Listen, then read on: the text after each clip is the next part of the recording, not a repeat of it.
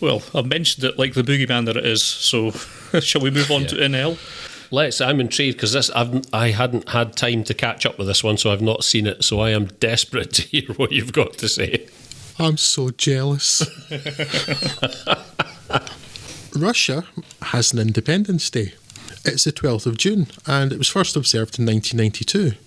It celebrates the independence of Russia from the Soviet Union, as if one wasn't a synecdoche for the other. I mention this because A, it's ridiculous.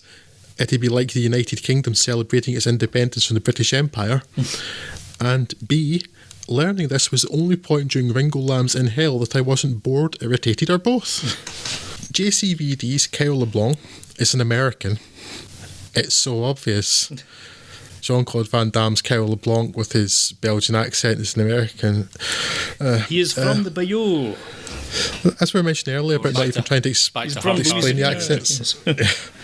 This film needed Wilford Brimley as a Cajun. Most films do, to be honest, but yes, he's an American working in Russia. His wife is murdered by a Russian mafioso who is acquitted due to his family connections and influence, and an enraged LeBlanc then murders him outside of the courtroom after the trial.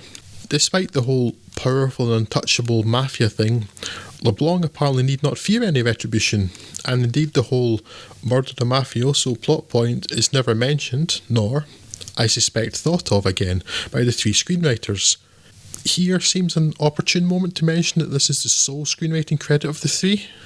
Instead, he is sent to a Russian prison, one where a curiously large number of the Russian guards and Russian prisoners are played by Latino and Italian actors, because, and I don't know if you've guessed this yet, In Hell is a festering pile of crap.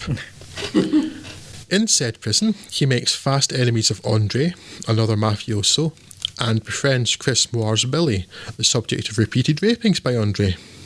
A bunch of things then happen. Kyle is put into an extended stint in solitary confinement because he fought back when attacked, or didn't fight back well enough. I'm really not clear on that at all. He's a troublemaker. Yeah. Then by not making trouble, then the film thinks it's Rocky for a brief moment, and when he emerges, Kyle is now a champion fighter, defeating and killing all and sundry in the prison's regular fights. Until, that is, the ghost of his dead wife appears to him, who may or may not also be a possibly magical moth, because the film definitely thinks it's the Lord of the Rings at one point, and I kept expecting Van Damme to be rescued from his cell by a giant eagle. Said ghost telling him that he's lost himself, whatever that means.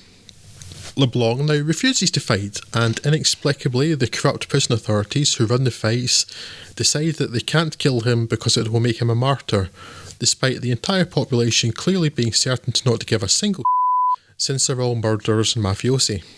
Except Billy, who is dead and definitely had a character. Kyle will, of course, fight again, but as part of an escape plan.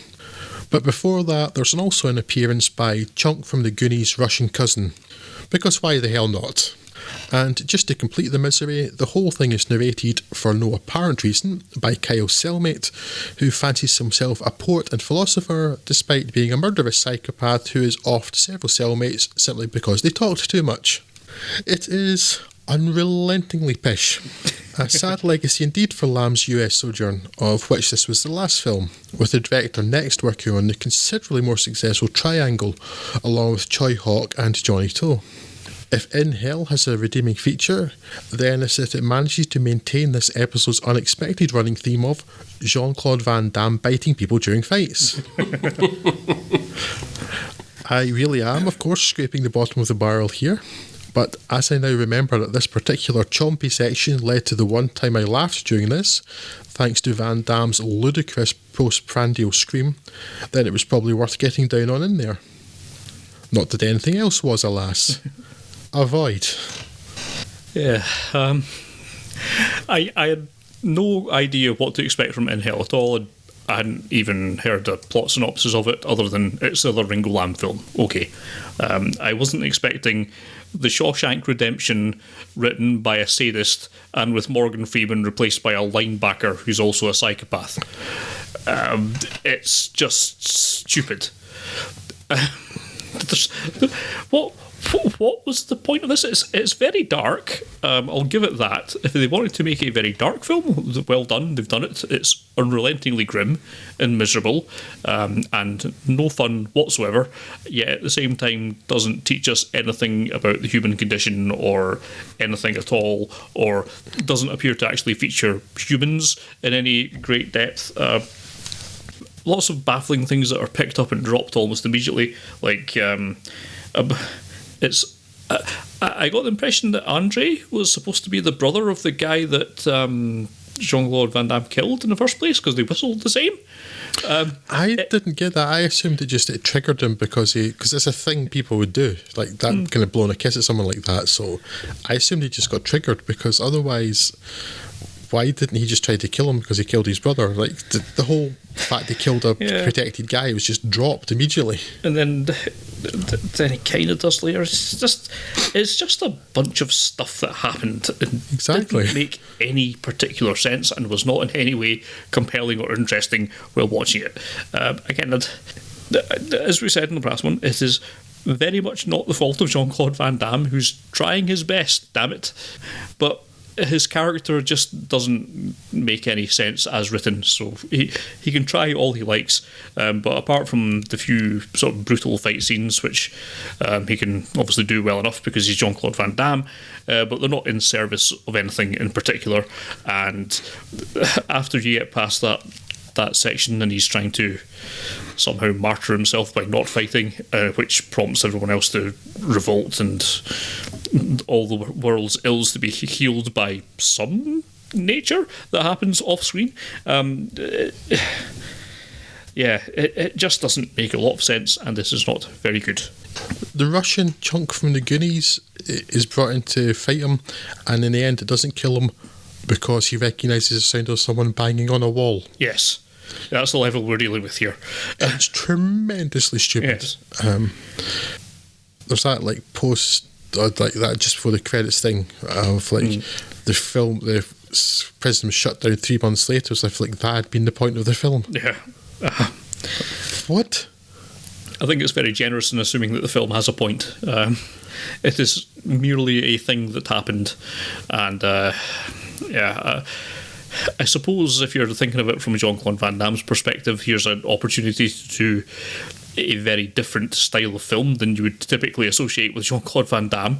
Certainly not the way a lot of it's themed and the way a lot of it, the opportunities for some scenes to show emotion is given to him. But unfortunately, it's just absolutely cack-handedly handled. It is just no good whatsoever. Again, it's almost strange enough that I can't bring myself to hate it, but I'm certainly not going to recommend anyone watch it. It's just very boring, which is perhaps the major point. It is so bleak in all of its outlook that it kind of comes across almost as a parody of itself.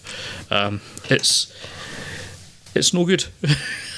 I wish I felt that. This is the shortest film of the three, and it felt like it was 4 hours long. Yeah. It just seemed to go on because nothing's happening. I don't care about anyone, nothing interesting was happening. It was all just tremendously stupid. It was such a weird film. Yes. Unless I've completely misunderstood it, and again, it's possible, but given I'm considerably smarter, more intuitive than anybody involved in making this film, I doubt it. They unearthed some old landmines, and more than one. But that seems to have been a part of a pre-arranged escape plot. What? Because I thought they've got these people out building a railroad because, I don't know, if somebody watched the bridge in the River Kwai, I guess, at some point. And even though you only see them working on the same bit day after day, but suddenly they uncover a landmine from, I don't know, a war at some point perhaps, and it explodes on a truck explodes on actually a different landmine, and 2 people run away, and I thought, oh right, it's opportune. But then the scene directly afterwards suggests that no, somehow that was a setup. If prisoners could get landmines, I'm thinking they could find a better way to escape. Just a thought. Yeah, no, it's so stupid, but one thing, it's boring. It's so boring. Yeah.